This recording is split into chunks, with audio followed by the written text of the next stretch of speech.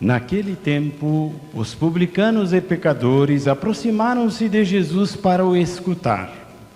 Os fariseus, porém, os mestres da lei, criticavam Jesus. Esse homem acolhe os pecadores e faz refeição com eles? Então, Jesus contou-lhes essa parábola. Um homem tinha 2 filhos. O filho mais novo disse ao pai: Pai, dá-me a parte da herança que me cabe. E o pai dividiu os bens entre eles. Poucos dias depois, o filho mais novo juntou o que era seu e partiu para um lugar distante. E ali esbanjou tudo numa vida desenfreada. Quando tinha gasto tudo o que possuía, houve uma grande fome naquela região, e ele começou a passar necessidade. Então foi pedir trabalho a um homem do lugar, que o mandou para seu campo cuidar dos porcos. O rapaz queria matar a fome com a comida que os porcos comiam, mas nem isso lhe davam. Então caiu sobre si e disse: Quantos empregados na casa do meu pai têm pão com fartura, e eu aqui morrendo de fome? Vou embora, vou voltar para meu pai e dizer-lhe: Pai, pequei contra Deus e contra ti, e já não mereço ser chamado teu filho. Trata-me como a um dos teus empregados. Então ele partiu e voltou para seu pai. Quando ainda estava longe, seu pai o avistou e sentiu compaixão. Correu-lhe ao encontro, abraçou-o e cobriu de beijos. O filho então lhe disse: Pai, pequei contra Deus e contra ti, já não mereço ser chamado teu filho. Mas o pai disse aos empregados: Trazei depressa a melhor túnica para vestir meu filho, e colocai um anel no seu dedo e sandálias nos pés. Trazei um novilho gordo e matai-o. Vamos fazer um banquete, porque esse meu filho estava morto e tornou a viver. Estava perdido e foi encontrado. E começaram a festa. O filho mais velho estava no campo. Ao voltar, já perto de casa, ouviu música e barulho de dança. Então chamou um dos criados e perguntou o que estava acontecendo. O criado respondeu: É teu irmão que voltou. Teu pai matou o novilho gordo porque o recuperou com saúde. Mas ele ficou com raiva e não queria entrar. O pai, saindo, insistia com ele. Ele, porém, respondeu ao pai: Eu trabalho para ti há tantos anos, jamais desobedeci a qualquer ordem tua, e tu nunca me destes um cabrito para eu festejar com os meus amigos. Quando chegou este teu filho que esbanjou teus bens com prostitutas, matas para ele um novilho cevado. Então o pai lhe disse: Filho, tu estás sempre comigo, e tudo que é meu é teu. Mas era preciso festejar e alegrar-nos, porque esse teu irmão estava morto e tornou a viver. Estava perdido e foi encontrado. Palavra da salvação. Glória a vós, Senhor. Louvado seja nosso Senhor Jesus Cristo. Meus amados irmãos, minhas amadas irmãs, nesse dia santo de Quaresma, encerrando hoje a segunda semana, esse tempo santo, esse tempo forte de conversão, se todo o tempo na Santa Igreja é tempo de conversão, de salvação, de nos encontrar com a misericórdia de Deus, a Quaresma é esse tempo favorável, essa promoção, esse tempo onde, através da oração, do jejum, da penitência, da nossa abertura sincera de coração para Deus, mais do que nunca Deus está de braço aberto para nos acolher. E é isso que nós vimos nessas leituras que encerram, como dizia, essa segunda semana da Quaresma, semana da transfiguração, semana de perceber que estamos na penitência, mas estamos, sim, no caminho da cruz, da renúncia, mas o caminho que nos conduzirá à glória da transfiguração, à glória da ressurreição, que depois do Calvário vem a salvação, vem a vitória, que depois da dor vem a alegria, vem o prêmio. E por isso que este acampamento de oração quer favorecer a sua fé.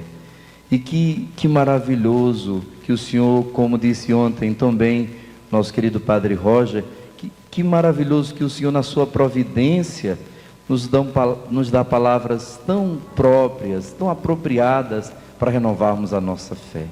Essas palavras de hoje, da Santa Liturgia da Palavra, desse sábado, da segunda semana, nos incita a confiança, uma confiança ilimitada na misericórdia de Deus. Começamos com o profeta Miqueias, que viveu num tempo tão difícil do povo, um tempo onde o povo estava completamente perdido, estava sofrendo o castigo porque justamente tinha se afastado de Deus, tinha adorado os outros deuses, estava distante da lei de Yahvé. E para esse povo que estava no chão, mas esse povo que começava, inclusive pelo sofrimento, a sentir saudade daquele tempo que caminhava sob a luz da fidelidade de Deus, sob a luz da misericórdia, da bondade, dos carinhos do Senhor. A esse povo o profeta vem dizer: qual é o Deus que existe como tu, Senhor? Um Deus que não guarda rancor para sempre, que o que ama é a misericórdia. Sim, o Senhor voltará a compadecer-se de nós, esquecerá nossas iniquidades e as lançará no fundo do mar. Meus irmãos, quem gosta aqui da vida marinha, quem gosta, por exemplo, de mergulho, sabe que existe no mar regiões chamadas abissais. São abismos que é impossível chegar. A que profundidade existe ali? É lá onde o Senhor joga os nossos pecados, onde ninguém pode chegar. Ele joga os nossos pecados, as nossas iniquidades, quando nos voltamos para Ele, quando nos arrependemos, quando sentimos saudade do pão da sua casa, quando sentimos saudade do seu carinho, quando muitas vezes vamos por aí a comer a comida de porcos deste mundo, quando muitas vezes estamos também tão perto da casa dele, mas o nosso coração está tão distante que não sentimos mais graça em servir ao Senhor, como esses dois filhos da parábola. Vamos chegar daqui a pouco neles. O Senhor, quando nos arrependemos, quando voltamos, aceitamos o seu amor, Ele esquece. Deus gosta muito de se esquecer a nossa iniquidade. Deus é um eterno presente. Se agora você se volta para Ele e diz: meu Deus, eu pequei contra o céu e contra ti, eu já não mereço ser seu filho, trate-me pelo menos como um dos teus servos. O Senhor prontamente fará festa, se alegrará e não mais se lembrará de tudo que você fez. Meus amados irmãos, minhas amadas irmãs, o Senhor é indulgente, é favorável, também nos lembrava Davi no Salmo 102. Por isso, bendize minha alma ao Senhor. O nosso maior motivo de louvor é a misericórdia de Deus. Como também o profeta, nós devemos dizer: Senhor, faz-nos ver os prodígios de antigamente. Qual é o maior prodígio que Deus pode fazer conosco, que quer fazer e a toda hora está disposto a fazer? É nos perdoar. A coisa que mais preenche o coração humano, que mais toca o nosso ser, meus irmãos, é a capacidade que alguém que nos conhece, e nos conhece profundamente, de nos amar, de nos perdoar. O que eu já vi muitos homens duríssimos, pecadores inveterados, pessoas que jamais mudariam, com toda sorte de castigos e de dureza da vida, pelo contrário, só ia piorando. Eles mudam diante de uma esposa cheia do poder de Deus, cheia da misericórdia de Deus, alguém que um dia também foi perdoado e alcançado pela misericórdia de Deus, que chega diante do seu esposo e diz: olha, eu sei que você me traiu, eu sei que você me trai, eu sei que você muitas vezes me usa, mas eu te amo, eu te aceito, eu cuidarei de ti, eu não desistirei de ti, e mesmo que você não me ame, eu te amarei, mesmo que eu não puder, se eu não puder ficar do seu lado, mesmo distante de você, eu rezarei por você, eu te perdoo, eu te aceito, você é carne de minha carne e osso dos meus ossos. Eu fiz uma promessa com Deus e contigo, e você fiel até o final, mesmo que você caia nas piores baixarias desse mundo. Já vi muito homem que nada mudaria, mudar diante de um amor desse, chamado amor incondicional. Já vi muito filho mudar diante do amor incondicional de um pai e de uma mãe.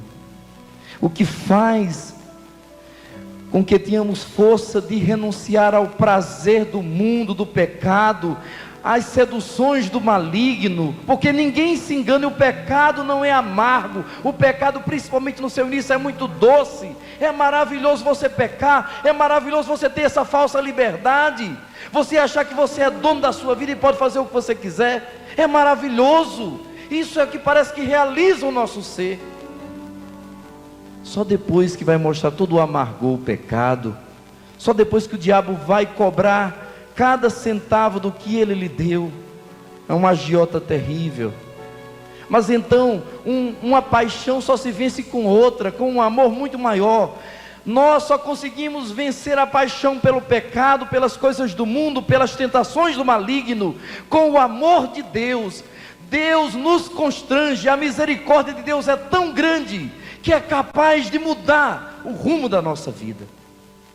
Diante dessa misericórdia tão grande, tão excessiva, não tem jeito. O que castigo, o que penas, o que temor, o que medo de sofrer, não vai conseguir mudar o seu coração. Descubra o amor de Deus, abre o seu coração. Deus ama você, ama incondicional. E mesmo que você vá para o inferno porque você quer, não porque Ele quer, Ele vai continuar lhe amando. Inclusive, a maior dor, segundo os místicos, de alguém que cai no inferno é essa: é saber que Deus está ali do céu, olhando por você e lhe amando. E como você não pode mais receber esse amor, então esse amor vira ódio no seu coração. Mas Deus continuará lhe amando. E essa maior dor, eu perdi esse amor eternamente, irremediavelmente. Então é tempo de misericórdia, é tempo de conversão. Cada vez precisamos conhecer mais de Deus, conhecer mais desse amor. Conhecendo o amor de Deus, você vai conseguir vencer as cruzes, você vai renunciar aquilo que você precisa renunciar com muito mais facilidade, cheio da certeza do amor de Deus, da companhia, da misericórdia de Deus, que nada nem ninguém, nem os seus pecados, nem qualquer criatura, nada, nem o demônio, nem o inferno inteiro poderá mudar o amor de Deus ao seu respeito.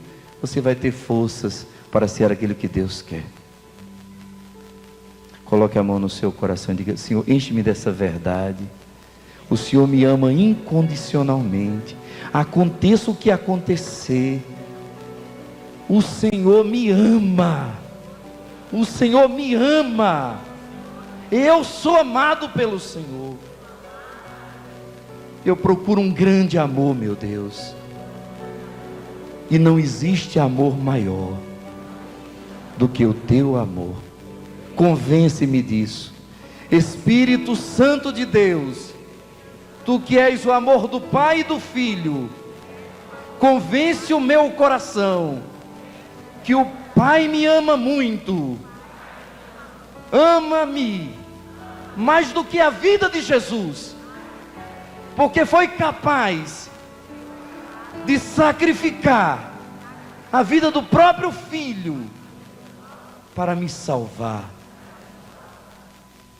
Pai, Pai amado, convence-me disso. Convence-me dessa verdade. Que o Senhor não está brincando quando diz que me ama. Oh, meus irmãos, e como é fácil a gente simplesmente se deixar enganar, tirar os olhos dessa verdade, esquecer de agradecer a Deus por isso. Existem duas possibilidades que nos fazem esquecer esse amor tão grande de Deus. Quem é Deus realmente? Que Deus é o nosso Pai. São duas formas de egoísmo. O que é egoísmo? É o culto do ego.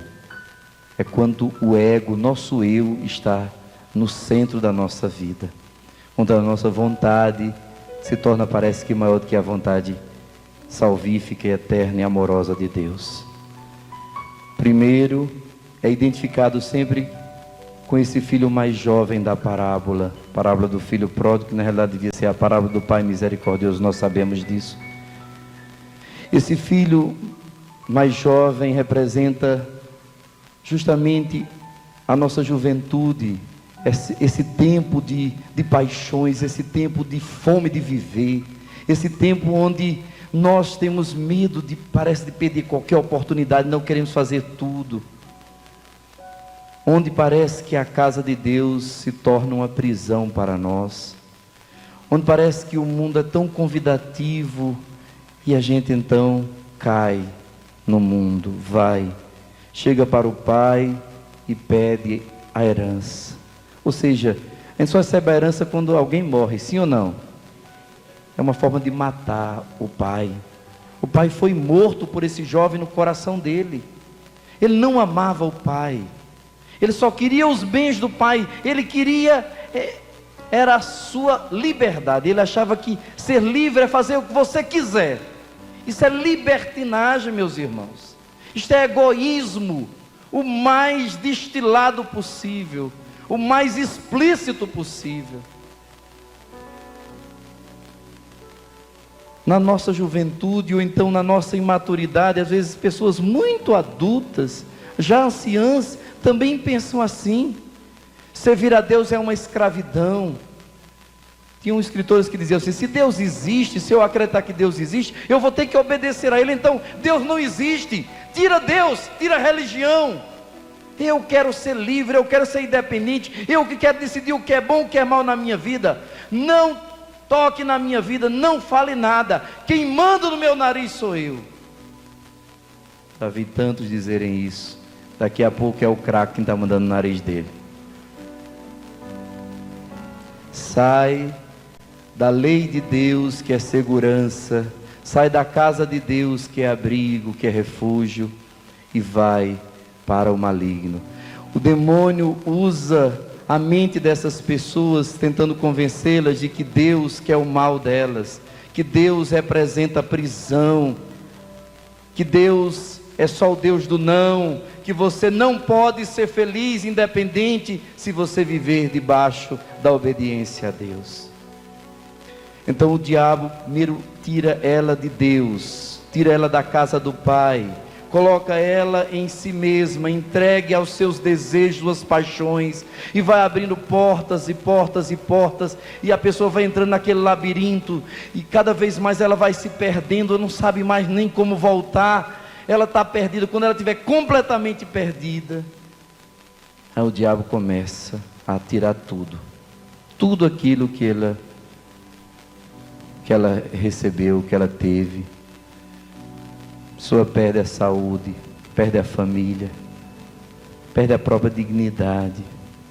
Veja essa legião de drogados, se não são isso. Veja como termina a vida de uma jovem tão linda que se entrega à prostituição. Veja como termina a vida de alguém que entra no tráfico.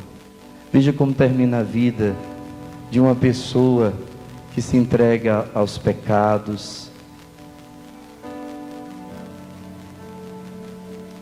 É triste, meus irmãos. sai da liberdade verdadeira e vai para a verdadeira escravidão, para a morte.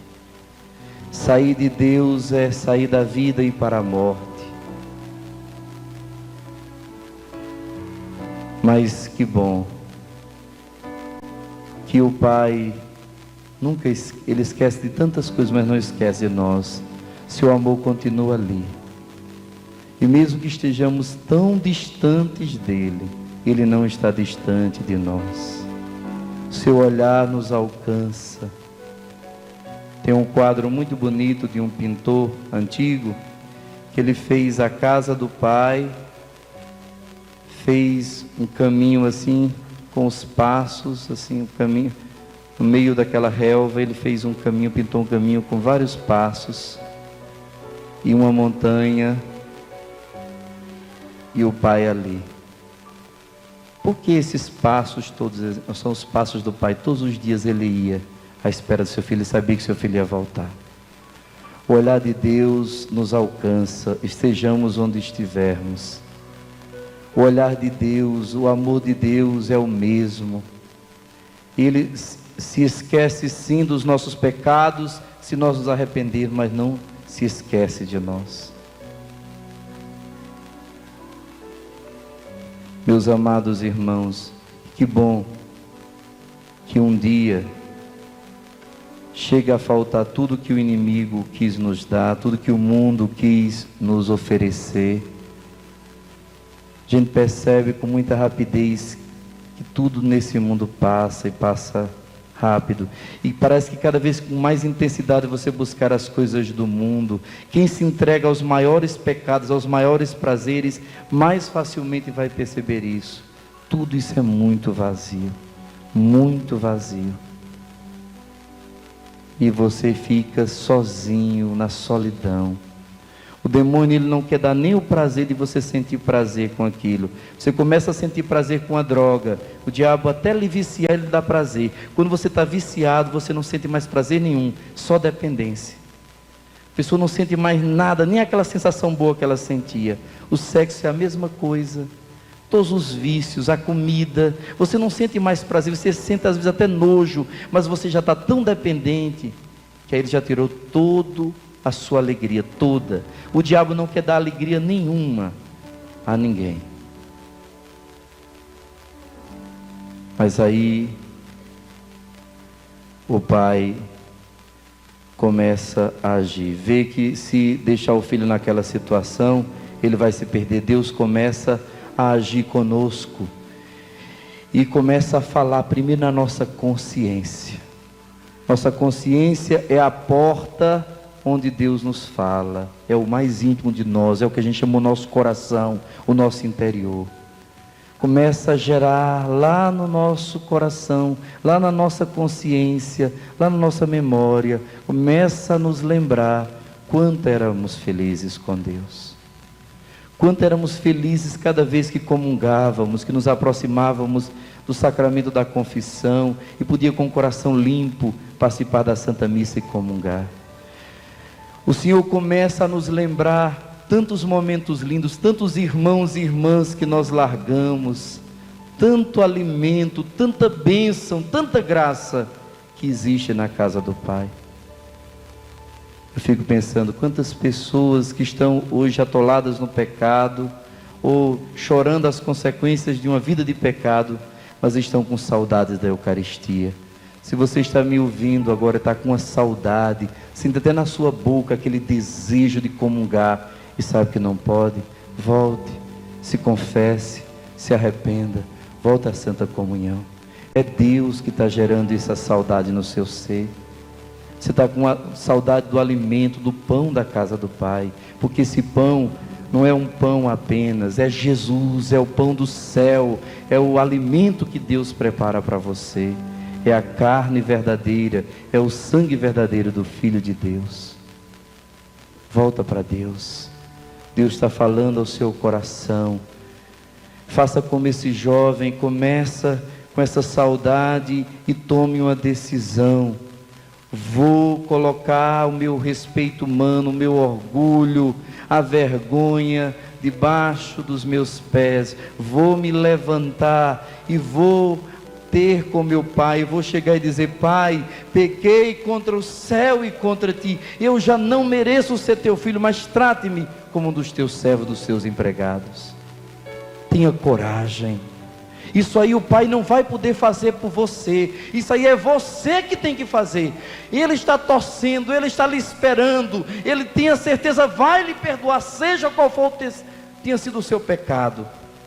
Você pode ter abortado, você pode ter blasfemado, feito um pacto com o demônio, você pode ter feito coisas horrorosas, você pode achar que você não tem mais jeito, você pode ter feito crimes, matado várias pessoas, até você pode ser um matador de aluguel.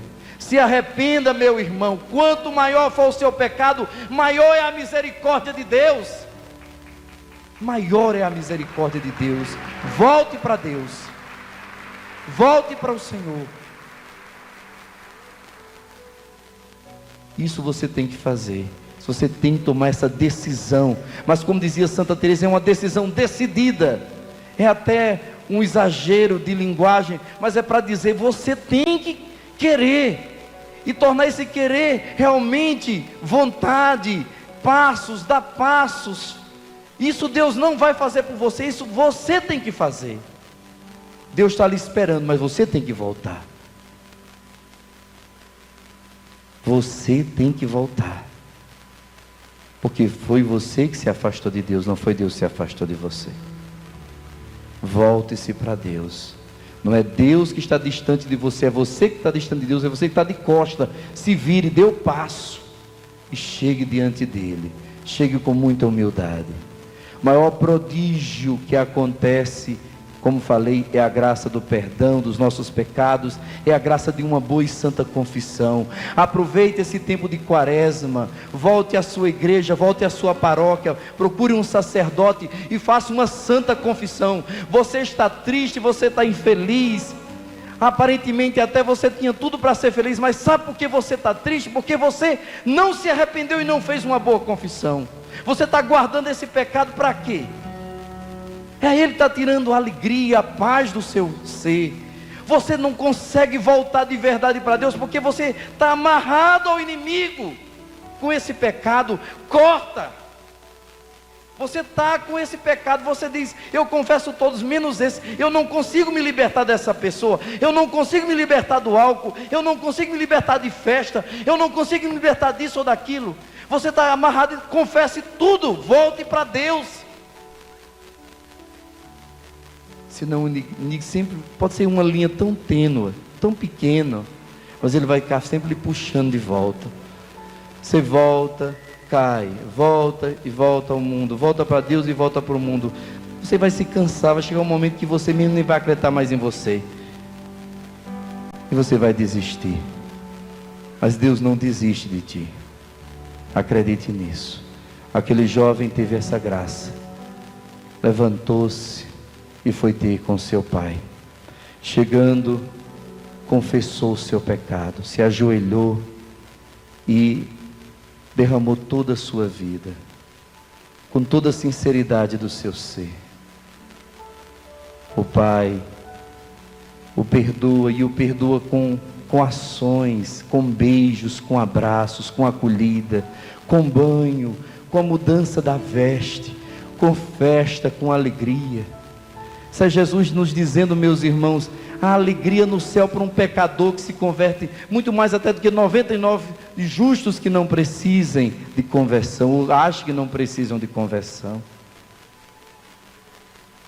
Quanta alegria nós podemos gerar no coração de Deus hoje. Volte para Deus de verdade, volte totalmente a Deus. Mas muitas vezes a gente para nessa parábola, porque realmente uma grande conversão, uma pessoa que está vendo completamente errada e se converte, chama muita atenção. Mas esse texto, essa história Jesus contou, essa parábola Jesus contou para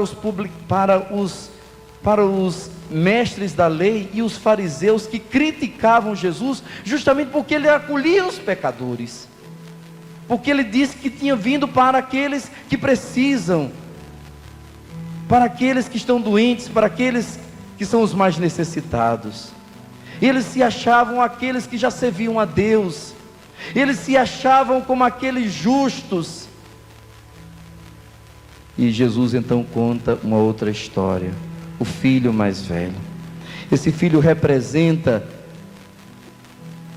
pode ser até a mesma pessoa. Um dia você foi filho pródigo, mas talvez hoje você já seja filho mais velho. Um dia você foi conquistado, como a Eliana, como o padre Roger.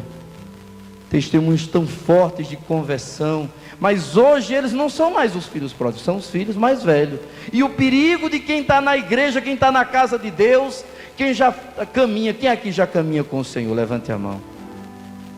Perigo é a gente começar a endurecer, a querer que Deus mostre muito lado de justiça, a achar que nós merecemos o amor de Deus, a nos esquecermos de quanto Deus é bom e misericordioso, e começarmos a julgar, a sermos juízes, a sermos até advogados de acusação dos nossos irmãos. Começamos a servir a Deus, começamos a crescer, começamos a viver uma vida de retidão, e o nosso testemunho arrasta, ajuda tantas outras pessoas, mas o diabo fica ali. Ele diz: eu não consegui lhe derrotar com a distância de Deus, com os pecados terríveis, com os pecados implícitos, agora eu vou lhe tentar nos pecados do coração, nos pecados da mente, nos pecados implícitos, no orgulho espiritual, na raiva, você ser aquela pessoa justiceira, achar sempre que você tem razão e questionar até o próprio Deus. E é isso que acontece. Esse rapaz mais velho representa nós que já estamos na caminhada. O que acontece com ele? Ele estava trabalhando no campo, estava na vinha, estava engajado, estava trabalhando. Só que uma coisa nunca a gente pode esquecer: quando a gente está trabalhando, a gente está trabalhando para Deus. Deus não precisa de nós, somos nós que precisamos de Deus. É uma honra servir a Deus. Eu não sou digno de ser um servo de Deus, ser um sacerdote, de estar aqui falando para vocês. Eu não sou. É uma honra. Eu não estou fazendo nenhum favor a Deus, a Canção Nova, ou a vocês. Eu não estou servindo a Deus porque Deus salvou o mundo através do seu Filho Jesus Cristo. Se eu ou não existir, o mundo vai continuar a mesma coisa, sim ou não? É uma honra para mim, não um mérito. Mas o orgulho vai tomando conta, e quando aquele jovem chega em casa, vê a festa. Geralmente, primeiro sinal que você está começando a se tornar essa pessoa chata, essa pessoa esquecida de quem realmente você é, de onde você podia hoje estar se não fosse a misericórdia de Deus. Você não gosta de louvor, você não gosta de alegria, você se torna uma pessoa muito chata, tudo tem que ser na regrinha, você se torna uma pessoa muito chata, muito séria, muito dura. Pergunta ao seu irmão: você está se tornando assim? Olha, o casamento começa a acabar quando a pessoa se leva muito a sério. Eu vi uma reportagem que eu achei muito interessante. Qual o tipo de pessoa que você mais tem medo? Pessoa que se leva muito a sério. Você tem que rir muitas vezes de você. Não é nada. E fica aquela coisa, aquele orgulho, né? Eu sirvo a Deus, eu faço isso. Tão preocupado com cargos, com nome, com exterior, com a postura. Como é terrível isso. O perfeccionismo. Olha, gente, nunca confunda santidade com perfeccionismo. Perfeccionismo é doença. Gente perfeccionista é gente doente, gente insegura, que tem que se segurar em alguma coisa, então começa a ficar assim, cheia de regras, porque tem medo de se perder, porque no fundo não acredita em nada daquilo. Procura uma segurança externa, porque dentro de si vive uma grande insegurança. Tem medo de ser só uma fachada, de ser só uma farsa. Tenha cuidado. Isso é um perigo que todos nós corremos. Perfeccionismo não é perfeição, a perfeição é o amor, é a misericórdia. Quer conhecer uma pessoa de Deus, uma pessoa simples, pessoa que sabe rir, sabe louvar, sabe também ser séria nas horas que tem que ser séria, sabe assumir suas responsabilidades, mas sempre com gratuidade, com grandeza, com generosidade, não com mesquinharia. Cuidado para não se tornar uma pessoa de Deus mesquinha. Está sempre só vendo o erro dos outros, julgando, conserta, sabe dar muito bem conselho, ajuda a vida de todo mundo, só não se ajuda a si mesmo. Tem muito medo de bater no peito, muitas vezes se esconde atrás dos problemas. Muita mãe é assim, viu? Cuidado, viu, mãe? Você se esconde através dos problemas de sua família todinho, para você não encarar a sua própria solidão, o seu próprio vazio. Cuidado, mais cedo ou mais tarde a máscara cai, o gesso cai, e aí você vai ficar perdido, perdida. Mude seus conceitos, peça ao Senhor que dê essa graça, você vê a grandeza do amor de Deus, encontrar em Deus, não um patrão, mas é seu Pai. Você não é um funcionário, você não é um empregado de Deus, você é um filho de Deus. Você não está fazendo um favor a Deus, você não merece salário, você mereceu o sangue de Jesus. Se sinta amado, sinta agradecido, cuidado com orgulho espiritual. Oh, meus irmãos, como é terrível, a gente vai entrando nesse mundo, e eu fico sempre muito preocupado, questão, por exemplo, canção nova, né? Quem trabalha com esse meio de comunicação fica muito conhecido, as pessoas acham que a gente é umas estrelinhas. Ah, meu Deus, somos gente igual a vocês, sentimos fome, passamos por dificuldade. Se Deus deu algum carisma, é para servir a Ele com alegria, não é porque a gente é melhor do que vocês não, somos igualmente, sentimos dor, passamos dificuldade, nossas famílias sofrem igualmente as suas.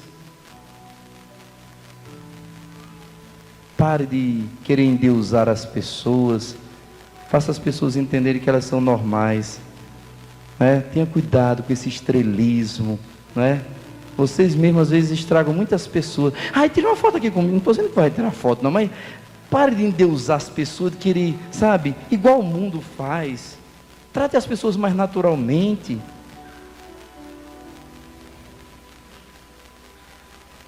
Senão as pessoas vão sentindo-se esses semideus, esses funcionários de Deus, e isso tudo não leva a nada.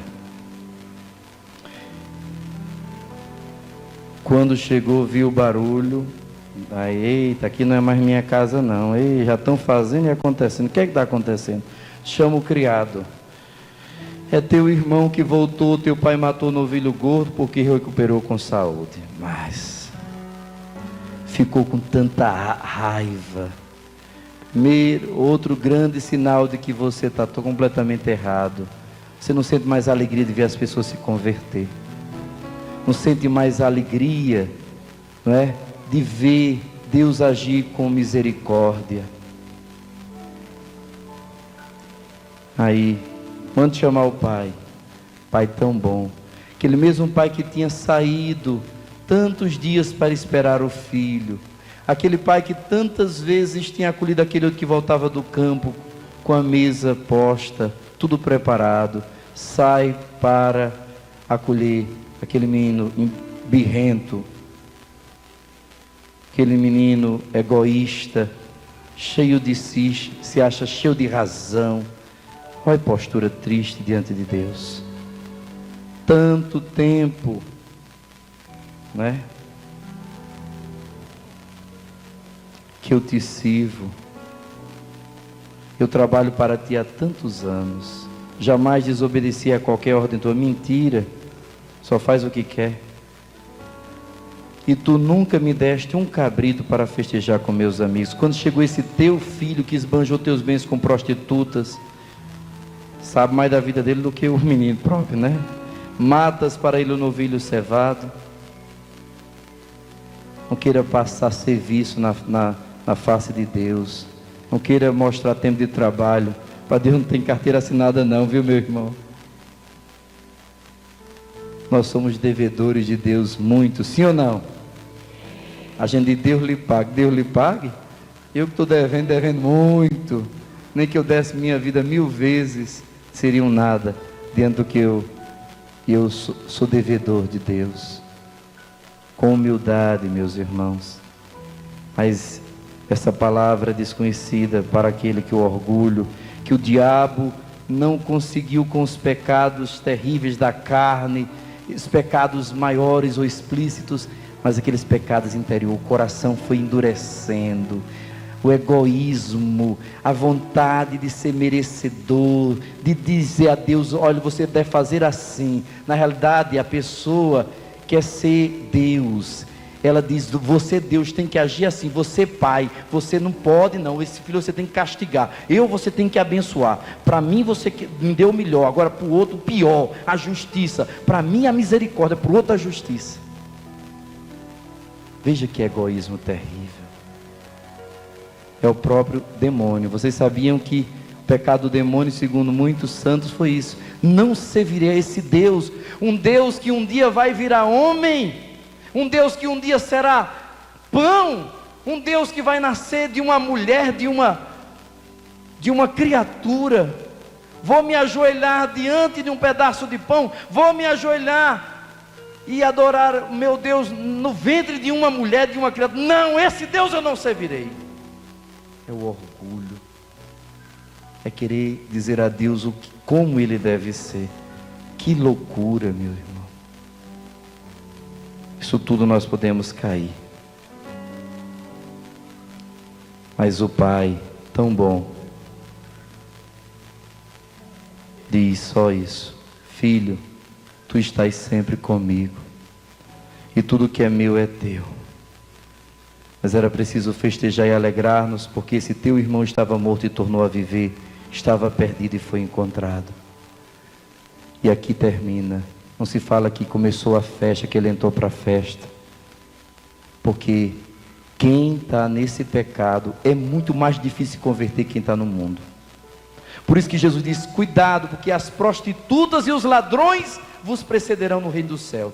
Quando você está nos pecados explícitos, nos pecados da juventude, nos pecados do mundo, você sabe que está errado, não adianta você esconder Deus e o mundo, e todo mundo sabe, e você também sabe que você está errado. Então é muito mais fácil se converter, voltar para Deus. Mas quando você está dentro da igreja, quando você serve a Deus e tem esse orgulho, aí é muito difícil.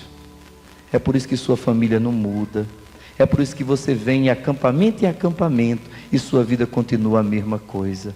Porque você fica cobrando de Deus, porque no fundo você não aceita. Por que é que Deus castiga minha família? Porque Deus levou alguém, eu sirvo tanto a Deus, eu rezo tanto, eu vou tanto acampamento, eu faço tanta coisa bonita, e por que Deus não castiga Fernando de Beiramar? Quem é você? Você pensa que você é melhor do que ele? Quem é você para dizer a Deus o que ele deve fazer, o que ele não deve fazer? Meus irmãos, como nós somos ruins, como podemos pecar, como precisamos de conversão, os que estão fora e os que estão dentro, os que estão longe e os que estão perto, todos nós precisamos nos converter. Esse texto quer dizer aqui, Deus é Pai de todos, todos os filhos de Deus precisam de conversão, precisam se voltar para Deus, precisam descobrir verdadeiramente o amor de Deus. Você que muitas vezes é tentado a isso, você que já está na caminhada há tantos anos, mas não sente mais a alegria de comungar. Imagine se você tivesse que viver sem Eucaristia. Tudo que é meu é teu. Eu fico imaginando, não sei se você já imaginou isso, se a pessoa quer a sua vida hoje sem Eucaristia, quem é que comunga? Até comunga diariamente. Quem tem essa graça? Levante a mão. Imagine, você não pode nunca mais comungar. Ave Maria. Pode me levar, meu Deus, não vou aguentar não. Eu fico imaginando assim, eu ficar sem celebrar a missa diária, sem o altar. Quando eu entrava com o Padre Roger, dizia assim, o lugar onde eu me sinto mais feliz é no altar. Eu fico imaginando assim, for um dia tentado a deixar o sacerdote, eu prefiro que Jesus ande me leve. A pessoa fica sem celebrar a Santa Missa, sem esse beijo do altar, sem poder trazer Jesus vivo e verdadeiro para o povo dele. Não há graça maior. É a nossa vida, meus irmãos. Temos que ser gratos a Deus, temos que deixar que esse amor de Deus invada o nosso coração. Deus nos ama, Deus te ama, Deus tem cuidado de ti. Tudo que é Deus, tudo que é de Deus é teu. Deus está cuidando também da sua família. Não fique só olhando o que está faltando, o que Deus está fazendo de grandes milagres, parece na vida dos outros. Deus está fazendo grandes milagres todos os dias, grandes prodígios todos os dias na sua vida.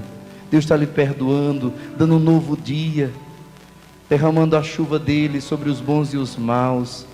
Então, nem seja como aquele jovem irresponsável: eu vou pecar, depois eu me confesso e está tudo arranjado. Não, isso é egoísmo. Não tente se afastar de Deus. Nem também vou viver dentro da igreja com meu coração distante de Deus, cobrando de Deus, julgando Deus, sem saber esperar as demoras de Deus.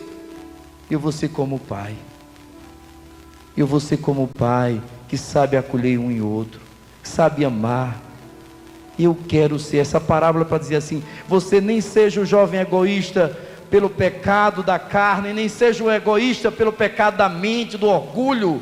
Seja o Pai misericordioso, seja aquele que ama, seja aquele que verdadeiramente pode e deve acolher a todos, amar. Filho de peixe, peixinho é, Deus é amor, Deus nos ama. Comecei essa homilia dizendo que Deus ama você independente do que você faz ou fez. Deus ama você e nada pode mudar isso. Por isso, se transforme. Amor com amor se paga. Se transforme em um filho de Deus, que é a imagem e semelhança do Pai. Ame, não julgue, não condene ninguém. Faça festa quando os seus irmãos voltarem, e se alegre com o que Deus lhe dá. Sinta-se honrado e amado por Deus, por poder estar na vinha dele, servi-lo com algum dom, com algum ministério, com alguma vocação que ele lhe concedeu. Para concretizar isso, eu gostaria de chamar um irmão que eu conheci há uns 11 anos atrás, um jovem. Vem cá, Fernando. É lá de Candeias, na Bahia. Queria que você, Fernando, falasse um pouquinho, meu filho, o seu testemunho como filho. Como você se transformou no pai do seu próprio pai, através do perdão, da acolhida. Para que esse evangelho realmente fique essa lição. Todos nós precisamos ser igual a Deus. Amados por Deus, a gente tem que amar. Não é?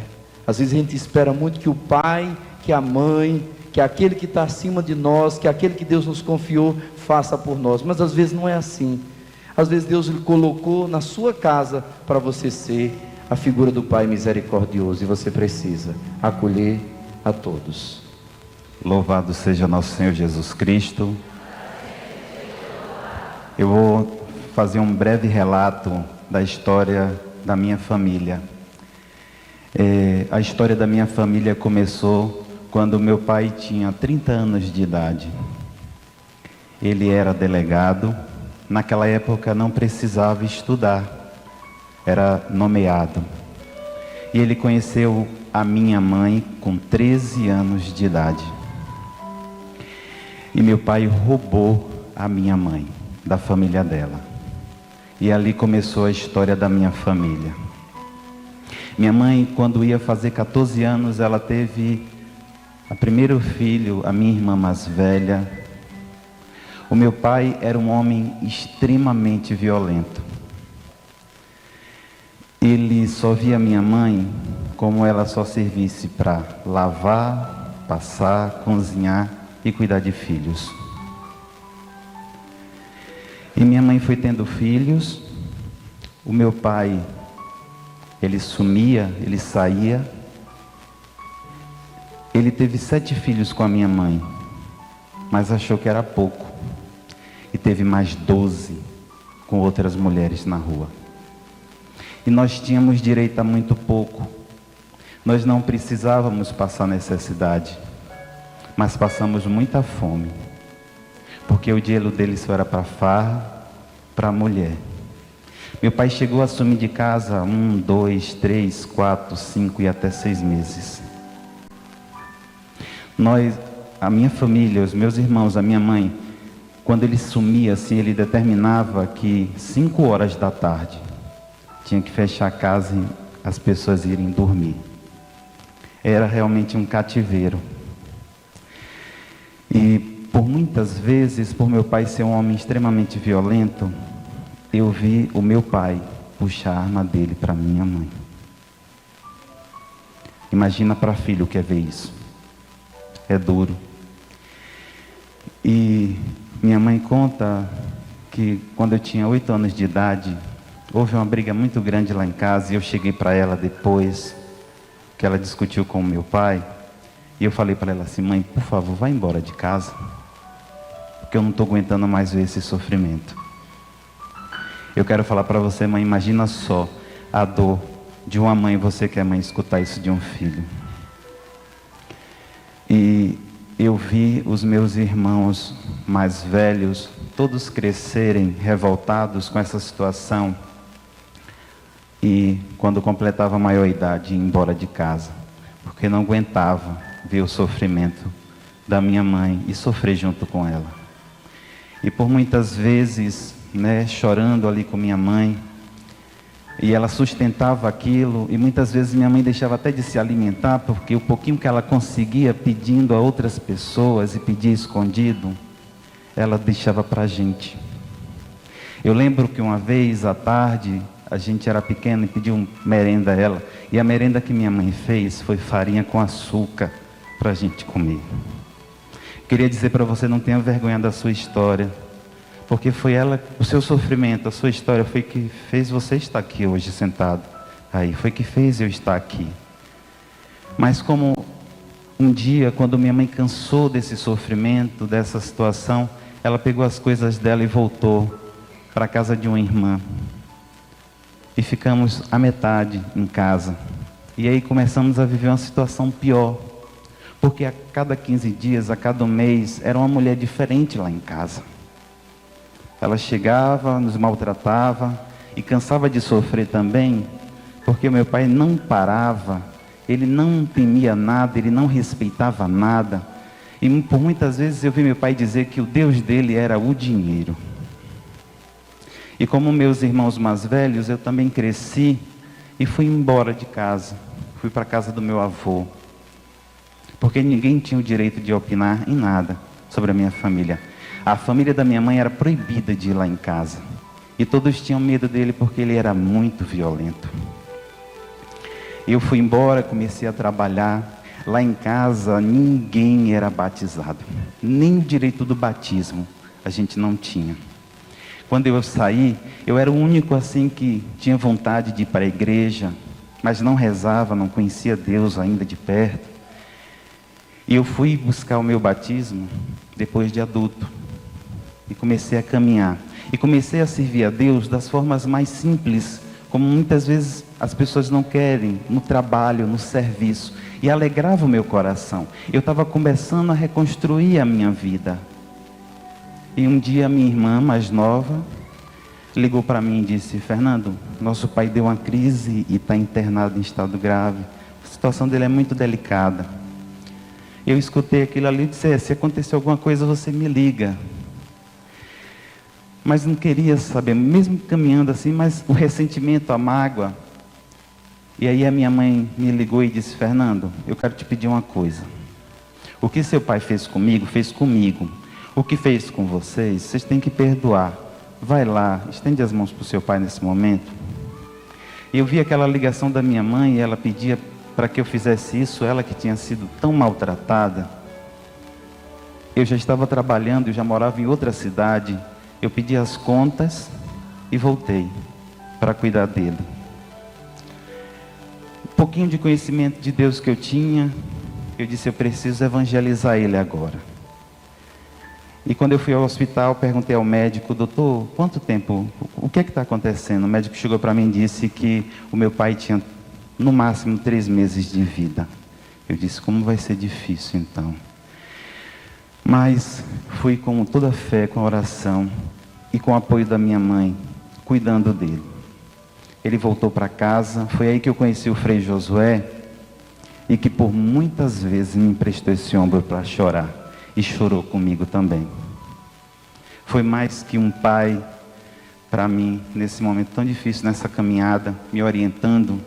E uma das vezes, eu queria que ficasse gravado para você, uma situação que ficou muito marcada na minha vida, quando eu já tinha voltado e estava cuidando dele, tentando mostrar o caminho, tentando reconciliar ele com os mais velhos, cuidando da saúde dele. Eu fui trabalhar com o Frei um dia inteiro na igreja.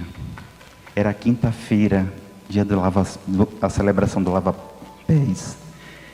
E trabalhamos o dia todo. Quando foi à tarde, eu fui levar o Frei para descansar e para tomar banho, trocar de roupa, para voltar para celebrar. Tinha trabalhado o dia todo para Deus. E quando eu chego na porta de casa, eu me deparo com uma senhora que a minha tia, irmã do meu pai, tinha levado, e ela estava ministrando um culto satânico, ministrando sobre o meu pai magia negra. As lágrimas começaram a correr no meu rosto, e eu perguntei a Deus, por que isso? Eu tinha passado o dia todo trabalhando para Ele. E eu dizia, Senhor, me dá um entendimento, mostra o que é que aconteceu, por que isso? O Senhor permitiu que acontecesse isso. E dali da porta eu voltei, fui buscar o Frei. E chorando, decepcionado, triste. Quando eu chego na porta do convento, o Frei vem correndo com a camisa aberta. Jesus crucificado. E a palavra, ninguém te ama como eu. Tem resposta maior do que essa? Deus estava me mostrando ali que eu tinha que passar por tudo aquilo, mas na fé, na perseverança, era o preço que eu tinha que pagar. E eu estava chorando, o Frei perguntou por quê. Eu disse, não, eu fiquei emocionado com esse presente que o Senhor me deu, eu não quis contar ele naquela hora. Nós fomos para a celebração, participamos. Quando voltei, deixei ele no convento e não quis voltar para casa. Fui para o carro, fui dormir no carro. Eu disse, para casa eu não volto mais. Porque aquilo estava me doendo. Mesmo que eu tive a resposta de Deus, Ele estava comigo naquela hora da dor. No outro dia de manhã fui conversar com o Frei, contei a ele falou assim, meu filho, volta para casa, cuida do teu pai. Porque isso aí o inimigo está querendo tirar a graça de Deus da sua casa, da sua família. Se humilha, volta. E comecei a chorar, mas voltei pela obediência. Sim. O Frei está me lembrando aqui, meu pai teve uma outra crise depois dessa situação, ele me pediu desculpas pelo que tinha acontecido. E logo depois ele teve uma crise muito séria, o problema de saúde dele era muito sério. E quando a gente internou ele, o médico falou, olha Fernando, seu pai precisa de sangue com urgência. E o sangue dele é um tipo raro, é o AB negativo. E é muito, você precisa correr, porque realmente ele precisa. E eu fui para a casa da minha mãe e pedi a ela, o apoio dela. Porque precisávamos todos fazer o exame. E minha mãe se prontificou aí na casa dos meus irmãos, conversar com eles, para convencer. Ela chegou na casa de um por um e disse, olha, se for preciso, eu peço até de joelhos, mas vocês não podem deixar o pai de vocês na mão, porque ele é o seu pai. E aquilo mexeu com meus irmãos, porque se minha mãe já estava ali presente naquele momento de dor, ela já tinha perdoado. E todos foram fazer o exame, porque ela disse, não é no erro deles que vocês têm que errar também. E para surpresa de todos nós, só 2 pessoas podiam doar sangue para o meu pai, era compatível, eu e a minha mãe. Mas o médico virou para mim e disse, olha, você não pode porque você já teve hepatite. Aí minha mãe disse, então só resta a mim, diz aonde é a sala, que eu dou até a metade do sangue, do meu sangue, para salvar a vida do pai dos meus filhos. E o sangue da minha mãe salvou a vida do meu pai.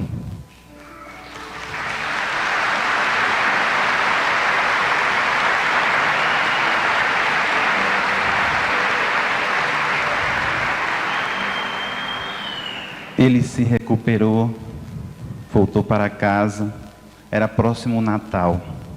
E nós celebramos o Natal, o nascimento de Jesus, de uma forma que nunca tivemos o direito de celebrar. Estava o meu pai, estavam os meus irmãos e até a minha mãe. Não mais como esposa, mas como amiga. Mas ainda faltava alguma coisa. Eu não queria que meu pai morresse daquele jeito, sem o perdão dos pecados dele. E aí, viramos o ano. No início do ano ele chegou para mim e falou assim: Fernando, já houve a reconciliação com seus irmãos, com sua mãe, mas eu quero que você vá lá na igreja, pede para o Frei Pedro vir aqui, eu quero me confessar. Eu perguntei para ele: pai, você se confessou alguma vez na vida? Ele disse: só uma vez, para fazer a primeira comunhão forçado por sua avó. Mas daquela vez era diferente. Ele desejou se confessar. Ele recebeu Jesus porque ele quis receber. E eu queria chamar a atenção de vocês. A minha avó, ela me contou isso antes de morrer. Ela rezava todos os sábados o ofício de Nossa Senhora pela conversão e pela vida do meu pai. Uma semana depois que meu pai confessou e comungou por vontade própria, indo para o hospital levar ele para fazer o tratamento de hemodiálise, ele deu uma crise na frente do hospital, eu carreguei ele, e as únicas coisas que ele teve tempo de dizer foi: Fernando, diz para tua mãe e para teus irmãos que eu amo eles. E você, aconteça o que acontecer, não saia de junto de mim. Eu falei para ele que não ia sair. E ali eu entreguei o meu pai a Deus. Eu não desisti da minha família. E o Senhor quer dizer para você também nessa tarde: não desista da sua família. Você foi trazido aqui hoje. Hoje eu queria partilhar bem rapidinho. Hoje na loja tinha um rapaz, ele pedia ajuda, dizia assim: ensina para mim o que eu devo comprar para levar para minha família, alguma coisa que toque o coração deles, porque a maior dificuldade que eu estou tendo de caminhar são os meus. E eu falei para ele: olha, como você vai chegar ao coração dos seus irmãos, da sua mãe, da sua família, do seu pai, é através da oração e o seu testemunho. Não desista deles. Mas faltava alguma coisa.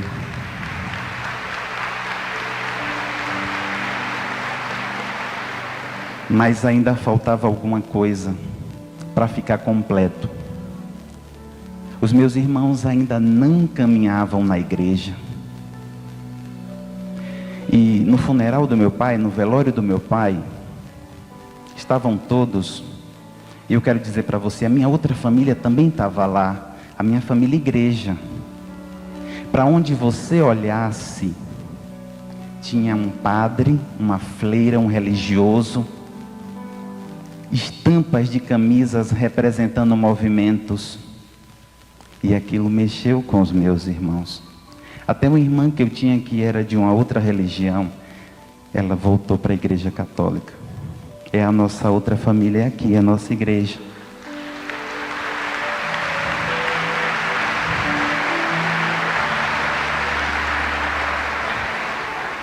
E hoje eu posso dizer para vocês: a misericórdia de Deus alcançou a minha família. E se você perseverar, vai alcançar a sua também. Pode aplaudir que é para Deus. Amém.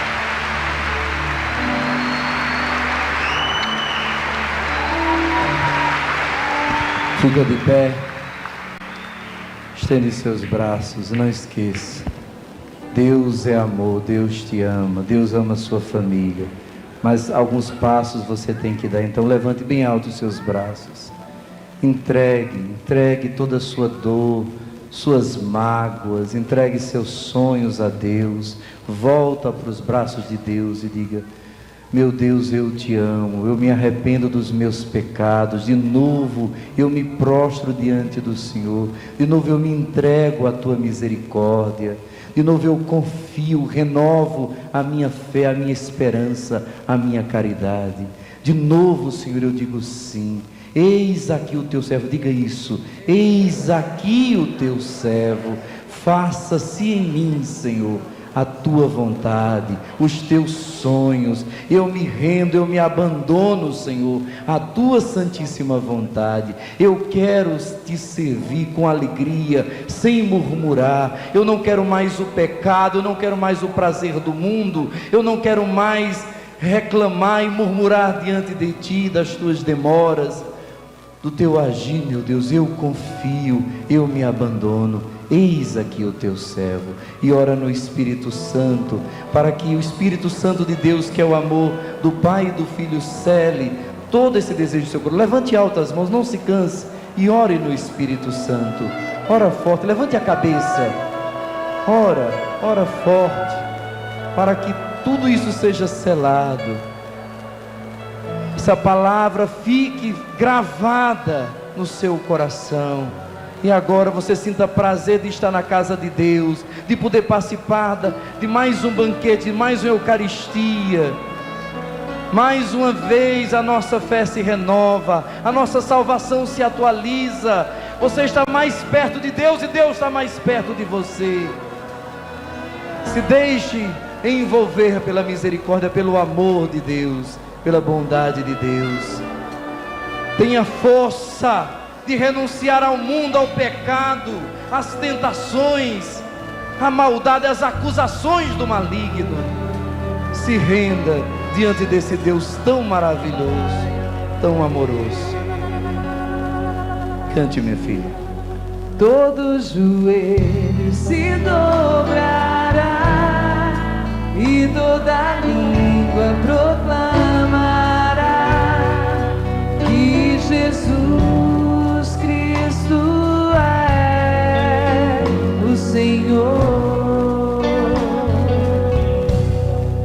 Todo joelho se dobrará e toda língua proclamará que Jesus Cristo é o Senhor. Erga as suas mãos e dá esse grito agora com confiança na misericórdia de Deus. Nada poderá me abalar, nada poderá me derrotar, pois minha força e vitória tem um nome, é Jesus.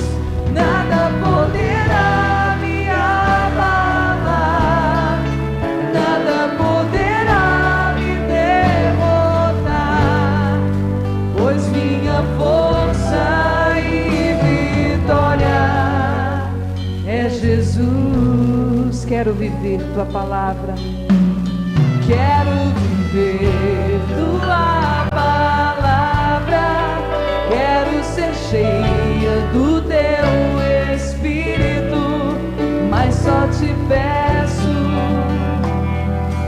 livra-me do mal. Faz esse compromisso com Ele, dá sua resposta. Quero viver tua palavra, quero ser cheio do teu Espírito, mas só te peço. Pega aí de novo a Bíblia. Livra-me. Mais uma vez. É um compromisso. Quero viver. A sua resposta, é o seu passo agora. Quero viver. Diga para Ele. Tua palavra, quero ser cheia do teu Espírito, Mas só te peço. mas só te peço. Livra-me. Livra-me do mal. Quero viver tua palavra. Levanta bem alto. Quero viver tua palavra. Quero ser cheia do teu Espírito, mas só te peço, livra-me do mal. Nada, nem ninguém. Nada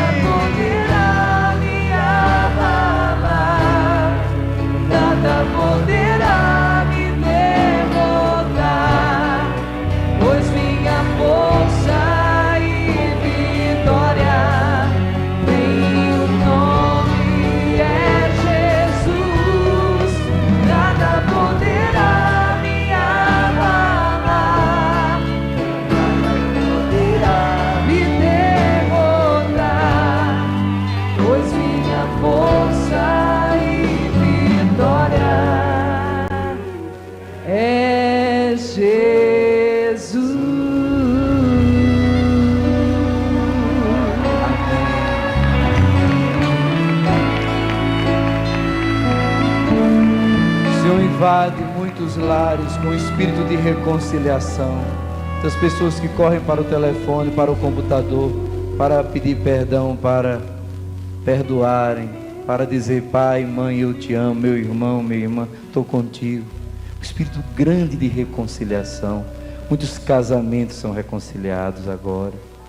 Muitas alianças que estavam quebradas são refeitas em nome de Jesus. Amém. Muitas vidas. Louve ao Senhor. Tem festa no céu. Tem festa no céu. Amém. Vamos